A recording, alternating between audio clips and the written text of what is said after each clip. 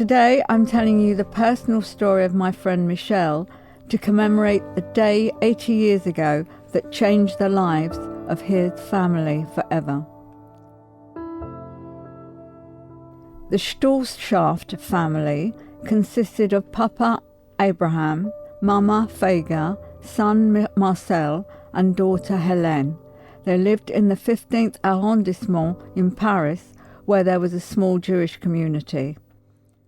On July the 14th, 1942, was the day when their lives were to tragically and dramatically change, never to be the same again.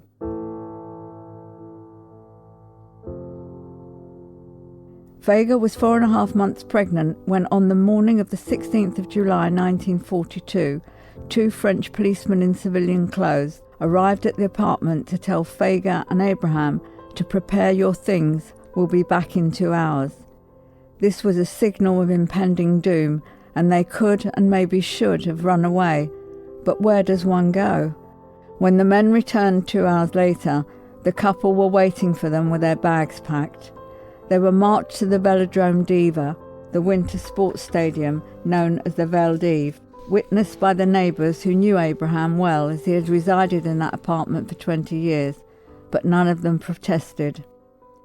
Marcel, who was 15 at the time, was at work as an apprentice leather tooler, and they entrusted their 7-year-old to a neighbour before they were taken away, and despite a post-roundup search of all the flats to ensure there were no Jews in hiding, the neighbour convinced the police that Hélène was in fact her daughter. There were only 11 families living in the apartment block, among which was a man called Monsieur Lagarde, a gendarme, who was told by his wife about the family having been taken away.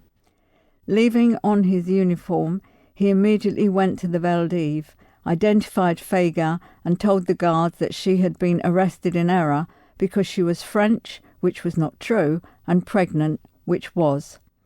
After being subjected to a medical examination to confirm that she was pregnant, Vega was released. She was never to see Abraham and Marcel again. On her return to the apartment, she was convinced by neighbours to send Hélène to a farm in Normandy, which she did, and then went on the run for the duration of the war. On December the 6th, 1942, she gave birth to her baby, a boy named Michel, whilst in hiding, and they were always on the move, seeking refuge wherever they could. In mid-1945, when the war was over, Vega, Hélène and Michel were reunited in Paris, but Vega was to suffer lifelong psychological problems and would constantly be preoccupied in trying to find out if her husband had survived.